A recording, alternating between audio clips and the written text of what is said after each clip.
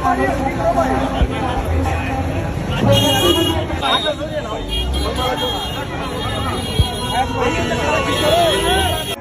लडरावन जी भी हमारे साथ है, बहुत सहयोग करते हैं, समाज हित में कार्य करते हैं, उनका भी धन्यवाद करता हूँ। भाई हरत शिकारा करता है, दिल से धन्यवाद करता हूँ। जितने कदम आपने यहाँ पर सुल्तानपुरी में रखे हैं, हम आपके हमेशा आभारी रहेंगे। तालियां से कमेटी की तरफ से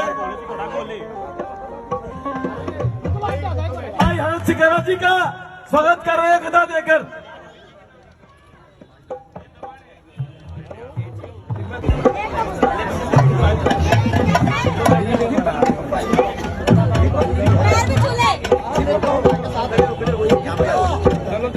हो सकता है मैं गलत हूं। दीपक मेरा बड़ा भाई है, मेरे ही गांव से है। हमारा सरकारी स्कूल भाई के घर का नोया करता है, इनकी उंगली पकड़ कर हमने चलना सीख गया है। मैं वो खुशनसीब इंसान हूं कि हमारे गांव ने जातिवाद कभी नहीं देखा। और मेरा मानना है अगर हमारे से कोई एक दिन भी बड़ा तो हमारे पिता समान है। मेरे भाई ने मेरे को 11,000 रुपए से जो मेरा सम्मान किया है, मैं आज तक कभी भी समाज का पैसा घर लेके नहीं गया हूं। मेरा बड़ा भाई इन्होंने सम्मान किया, वो मैंने सम्मान के साथ अपने पास रख लिया, लेकिन वे 11,000 रुपया मेरे हो गए। मेरी इच्छा में उनका क्या करूं दीपक भाई।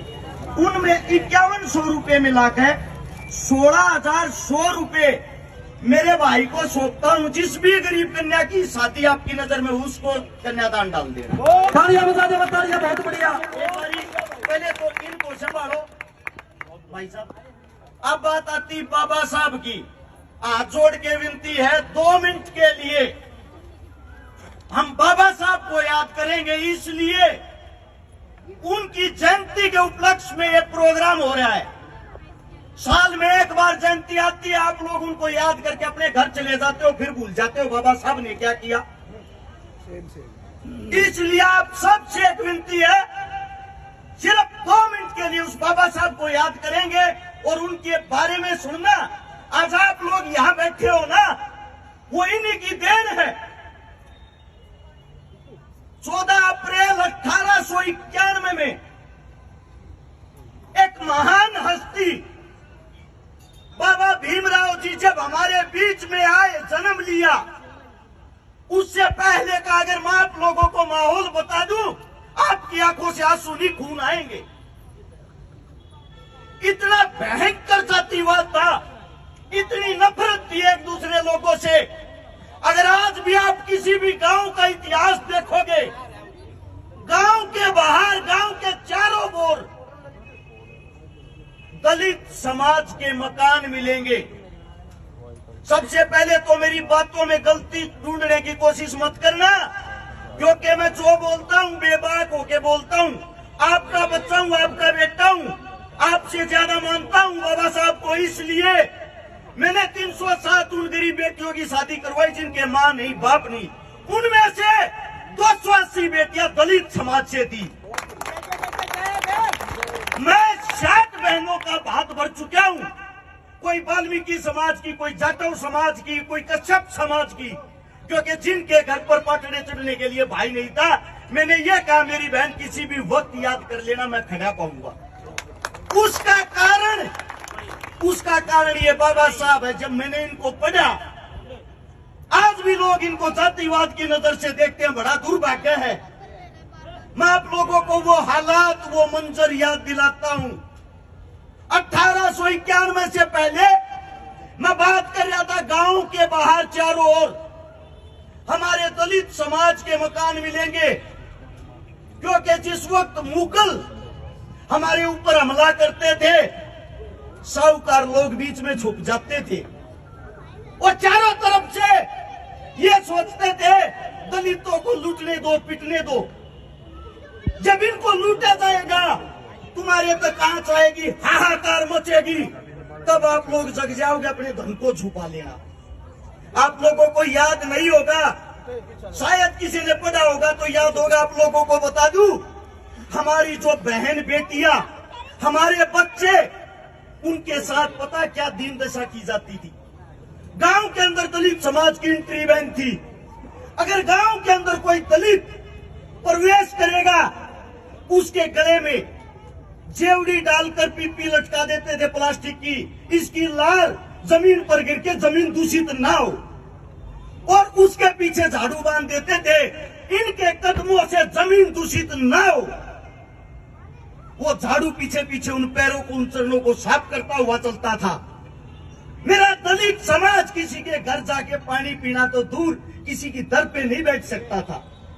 मैं आप सबसे पूछना चाहता हूं, सभी के अंदर हार्ड मांस खून है, कपड़े निकाल के नंगा खड़ा कर दो, मैं चैलेंज करता हूं किसी की शक्ल देख के कोई किसी की जाति बता दे तो। और उसके बाद वो जो पानी पीने पे रोक थी, हमारी जो बच्चियां थी उनके साथ जो दरिंदगी होती थी, अगर किसी बच्ची का हाथ कहीं से गलती से टच हो जाए, नग्न अवस्था में करके उसको कोड़े मार मार के तड़पा कर उसकी जान निकाल ली जाती थी। हालात है इस देश के। जब बाबा साहब पैदा हुए, बाबा साहब स्कूल में गए, बाबा साहब के पिताजी राम जी उनको स्कूल उंगली पकड़ के लेके गए थे, मास्टर जी हाथ जोड़कर खड़ा हो गया। यहां सब उच्चतम जाति के लोग पढ़ते हैं। बाबा साहब के पिताजी बोले ये उच्चतम जाति कौन सी है, मैंने तो मनुष्य जाति पढ़ा था, मेरे को मेरा बच्चा पढ़ाना है, लिखाना है। मास्टर जी हाथ जोड़कर बोलते हैं आपके बच्चे को जब पढ़ा सकता हूं, आपका बच्चा स्कूल के बाहर नहीं, स्कूल के अंदर क्लास में नहीं, स्कूल के बाहर बैठ के सुनेगा। आपका बच्चा अपने घर से अपने बैग में अलग से डालकर अपनी टाट लाएगा बैठने के लिए दरी। आपका बच्चा किसी को छुएगा नहीं, आपका बच्चा किसी के साथ खेलेगा नहीं, आपका बच्चा किसी के साथ बात नहीं करेगा। जब ये बात सुनी, राम जी ने कहा मुझे मंजूर है, क्योंकि मुझे मेरा बच्चा लड़ाका बनाना है। बाबा साहब बाहर बैठकर पढ़ते, और जब टीचर उनको पढ़ाते, टीचर को प्राइमरी क्लास तक बाबा साहब से प्रेम हो गया, प्यार हो गया। उस प्यार के कारण बाबा साहब हर बार फर्स्ट आए। बाबा साहब ने वो करके दिखाया उस वक्त। आज भी अगर आप लोग जाओगे, आप लोग बाहर देश जाओगे, अमेरिका, कनाडा, यूके, बाबा साहब जितने नंबर, बाबा साहब जितनी पढ़ाई आज भी कोई नहीं कर पाया। और वो उस वक्त की बात थी जिस वक्त कोई संसाधन ही नहीं थे। आप लोगों को एक गर्व की बात बता देता हूं, पूरे विश्व के अंदर, पूरे वर्ल्ड के अंदर सबसे ज्यादा अगर किसी की प्रतिमा वो बाबा साहब की। अब जिनकी इतनी मूर्तियां, इतनी प्रतिमा लगा रखी है, इसका मतलब उनके अंदर कोई तो खास बात होगी। अरे मैं एक बात कहता हूं, 1927 में आप लोगों को इसलिए आजादी मिली थी। 1927 की 20 मार्च को जब बाबा साहब समझदार हो गए, पढ़े लिखे हो गए, बड़े हो गए, 36 वर्ष उनकी उम्र थी, उन्होंने कहा मैं अपने आदमियों के लिए हक की लड़ाई लड़ूंगा। कौन कहता है मंदिर नहीं जा सकते, कौन कहता है हम पानी नहीं पी सकते तालाब से, मैं ये सब करके दिखाऊंगा। महाराष्ट्र के अंदर एक जगह है महाड़, महाड़ के वहां उच्चतम कोटि के जो आदमी अपने आप को समझते थे सब इकट्ठे हो गए, और सब ने बोला तेरे में हिम्मत है, तू मंदिर में घुस के दिखा, तेरे को यहीं काट के दाग देंगे। बाबा साहब ने चैलेंज किया, 3 दिन का समय देता हूं, आऊंगा, घुसूंगा, और इसी प्रांगण में बैठ के मैं भी पूजा करूंगा, और इसी तालाब में नहाऊंगा, इसी में पीऊंगा। उस चैलेंज को स्वीकार करते हुए 10,000 मेरे दलित भाइयों के साथ बाबा साहब वहां पहुंचे। जिनके आदमियों का रक्त बहा, खून खराबा हुआ, उनको मारा, बाबा साहब प्रेम से आगे बढ़ते रहे। उसी तालाब पे जाके बाबा साहब ने पानी पिया, और फिर उसके बाद इन अनेकों दलितों ने, हजारों दलितों ने वहां पानी पिया। बाबा साहब अपने साथ में 3 कुत्ते भी लेके गए, उन्होंने भी पानी पिया। उसके बाद मंदिर चढ़े, पूजा की, और फिर बोले अब तो ये मंदिर भी दूषित हो गए, ये तालाब भी।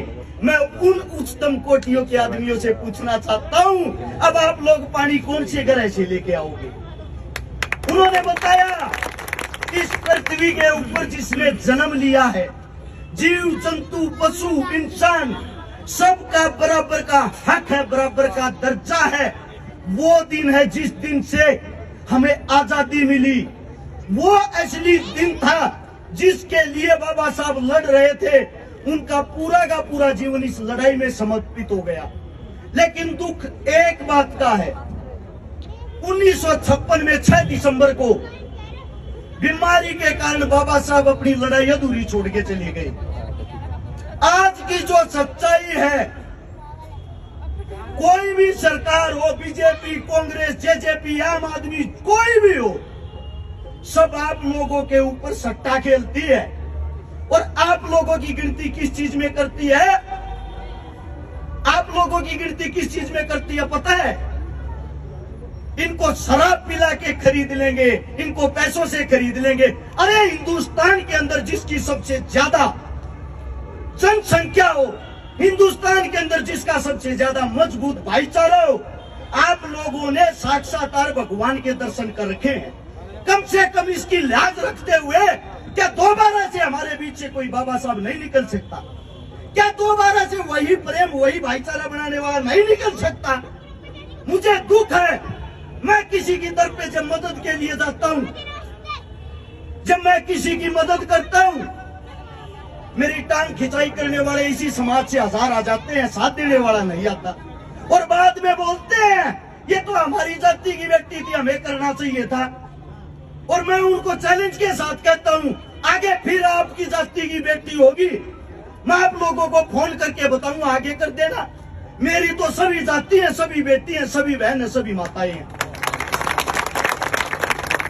आप सबसे मैं गुजारिश करता हूं, जिसके लिए आप यहाँ पे एकत्रित हुए हो, मैं वे सत्यता बता रहा हूं जो बाबा साहब की थी। यहाँ उठ के पल्ला झाड़ के अपने घर मत जाना, इनसे कुछ सीखना, और इनसे सीखने के बाद इस समाज को सिखाने की कोशिश करना। जब आप अपने बच्चों के बीच से ये जातिवाद का कीड़ा मार दोगे, उस दिन समझ जाना हमारी तरक्की को कोई नहीं रोक सकता। अब एक नारा बाबा साहब का वहां तक जाना चाहिए, ऊपर तक उनको आवाज सुननी चाहिए। तेरे भगत आज भी कहीं तेरे को याद कर रहे हैं, तैयार हो? बोलो जय भीम, जय जय जय जय जय भीम।